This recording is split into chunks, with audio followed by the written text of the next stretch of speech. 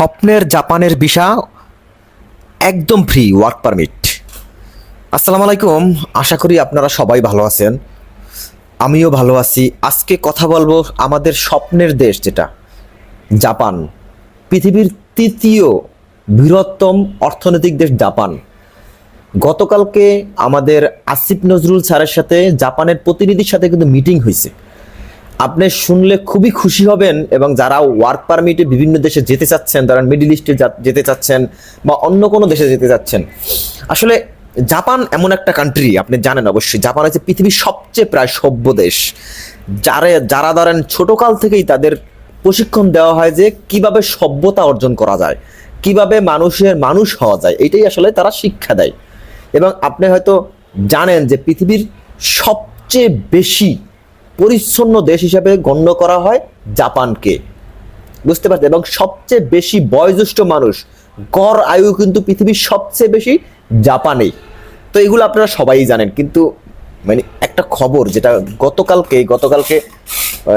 26 তারিখে আমাদের যে উপদেষ্টা সাহেব আসিফ নজরুল স্যার, উনি কিন্তু জাপানি প্রতিনিধির সাথে বৈঠকে বসছিলেন, এবং উইদাউট পে, মানে কোনো টাকা পয়সা লাগবে না জাপানে যেতে, শুধুমাত্র বিমান ভাড়া ছাড়া কোনো টাকা পয়সা লাগবে না, একদম ফ্রি। এবং আরও খুশি হবেন যে আপনাকে যে প্রশিক্ষণ দেওয়া হবে, কোন কোন বিষয়ে আপনি যেতে পারবেন সেগুলো আমি বলবো, ঠিক আছে? কোন কোন কাজ শিখবেন সেগুলোও বলবো, এবং আপনাকে যে প্রশিক্ষণ দেওয়া হবে সেটা কিন্তু সম্পূর্ণ ফ্রি প্রশিক্ষণ দেওয়া হবে, বুঝতে পারছেন?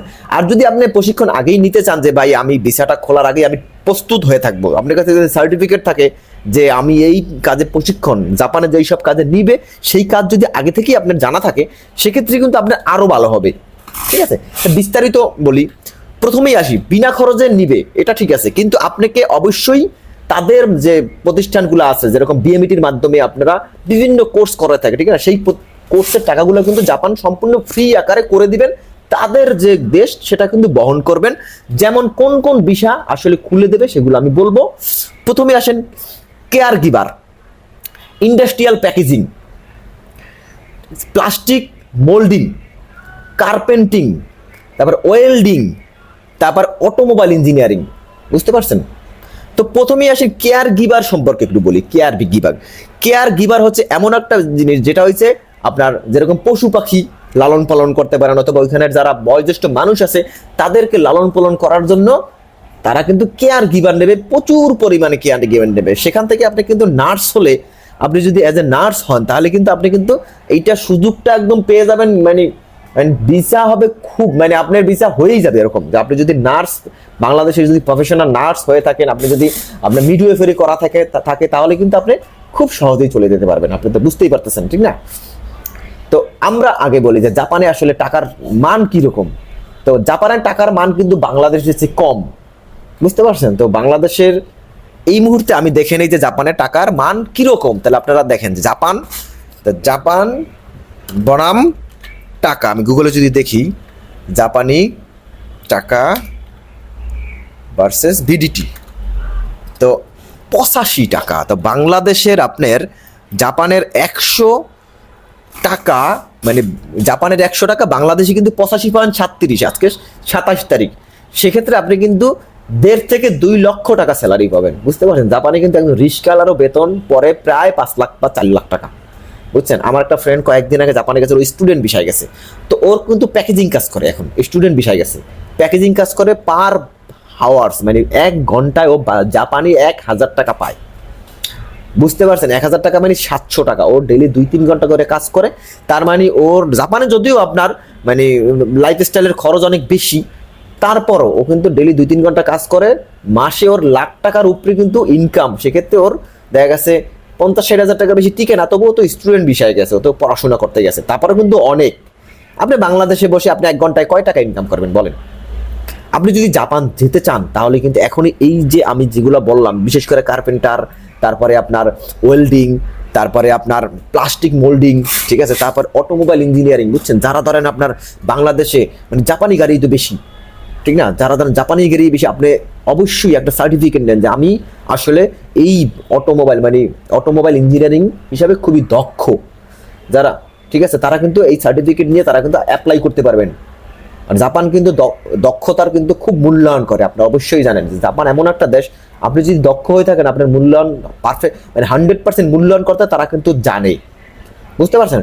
তো এই সব কাজগুলো আপনি যদি শিখতে পারেন ভালো করে, আর এমনিতেই আমাদের দেশের আসলে মানুষ এখন মানে এই যে মিডল ইস্টে যারা যায় তারা কিন্তু কাজ নিয়ে শিখেই যায়, তার জন্য তাদের স্যালারি লেভেলটা কিন্তু অনেক কম। কিন্তু আমরা যদি এক্সপার্ট হই, আমরা কোনো বিষয় যদি ভালোভাবে এক্সপার্টনেস হতে পারি, তাহলে কিন্তু আমাদের পৃথিবীর প্রতিটা রাষ্ট্রেই আমাদের কিন্তু মূল্য আছে, বিশেষ করে বাংলাদেশেও কিন্তু মূল্য আছে। আপনার বাংলাদেশে মূল্য নাই তা না।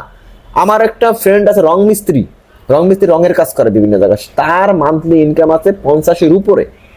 তাহলে বুঝেন সে ভালো রঙের কাজ জানে, ঢাকা শহরে বিভিন্ন বিল্ডিং এ সে রং করে, তারও মাসে 50,000 টাকার উপরে তার ইনকাম। তাহলে আপনি বিদেশে যাবেন কি করতে, ঠিক না? আপনি আসলে এক্সপার্ট, আপনার কোনো এক্সপিরিয়েন্সই নেই, আপনার কোনো অভিজ্ঞতাই নেই, তার জন্য আপনি বিদেশে যেতে চান। এটা আসলে ভুল কনসেপ্ট। আপনি যে কোনো একটা কাজ শিখেন, ভালো করে শিখেন, শিখে তারপরে যান। জাপান যে সুযোগটা দিতেছে, এটা কিন্তু আপনি, আমি যদি মিথ্যা কথা বলে থাকি আপনি সার্চ দিয়ে দেখেন, ঠিক আছে? ঢাকা পোস্টে এটা আসছে, ঠিক আছে? আপনি সার্চ দিয়ে দেখেন, তাদের সাথে চুক্তি সই অলরেডি হয়ে গেছে, এখন শুধু প্রক্রিয়া হবে আস্তে আস্তে। তারপরে কিন্তু কোনো একটা পর্যায়ে গিয়ে তারা কিন্তু ঘোষণা দিয়ে দেবে আমরা এই সময়ের মধ্যে আমরা কিন্তু নিয়ে নিব। সেটা ভয়েসেলের মাধ্যমেও নিতে পারে, অথবা আপনি ওই যে বিএমইটির মাধ্যমে যারা লাইসেন্স আছে তাদের মাধ্যমে নিতে পারে। জাপান নিজস্ব অর্থায়নে যেহেতু নিতেছে, তারা অবশ্যই সেটা অবশ্যই ভালো একটা প্রক্রিয়াই নেবে, ঠিক না? তো আজকের ভিডিও বেশি লম্বা করব না, জাপান বিষয়ে এইসব কাজে কোথায় কাজ শিখবেন বা কত টাকা লাগবে শিখতে, সেগুলো আমি বলে দেবো। যদি জাপানের ওদের মাধ্যমে যদি শিখেন তাহলে কিন্তু খুবই ভালো হবে। আর একটা কথা, আপনি অবশ্যই জাপানি ল্যাঙ্গুয়েজটা শেখার জন্য আপনি এখনই ভর্তি হয়ে যান কোথাও। যদি আপনি জাপান যেতে চান, আপনি কিন্তু সুযোগ আসবে। কোনো ভাষা শিখলে সেটা কিন্তু লস হয় না, ঠিক আছে? আপনি যদি ভাষা শিখেন জাপানি ভাষা, আপনি কিন্তু বাংলাদেশেও কাজ আছে। যেমন আমি বলি, হোটেল সোনারগাঁয় আমার একটা ফ্রেন্ড কাজ করে। বলতে পারেন আপনার কত ফ্রেন্ড? হ্যাঁ, আমার অনেক ফ্রেন্ড, কারণ আমি বিভিন্ন জায়গায় কাজ করছি, ঠিক আছে? আমি একজন অ্যাজ এ গ্রাফিক ডিজাইনার অনেক জায়গায় কাজ করছি, অনেক ফ্রেন্ড আমার।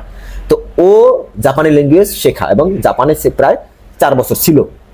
ও কিন্তু এখন হোটেল সোনারগাঁয়ে, ঠিক আছে, পার্ট টাইম কাজ করে। কিভাবে কাজ করে জানেন? জাপান থেকে যারা টুরিস্ট হিসেবে আসে, ঠিক আছে, যারা বিজনেস হিসেবে আসে, তাদের কিন্তু গাইড করে। সেইতে তার ইনকাম লাখের উপরে টাকা, বুঝেন? তাহলে আপনি যদি যে কোনো জিনিস শিখেন, তাহলে কিন্তু সেটা মানে নদীতে জলে যাবে না, অবশ্যই সেটা কাজে লাগবে। যে কোনো জিনিস আপনি এক্সপিরিয়েন্স গেদার করবেন, সেটা কাজে লাগবেই, মাস্ট বি, ঠিক আছে? তো আজকে এ পর্যন্তই। আল্লাহ হাফেজ। সাবস্ক্রাইব এন্ড শেয়ার করবেন। বিশ্বের বিভিন্ন দেশের বিষয় সম্পর্কে কথা বলবো। আল্লাহ হাফেজ।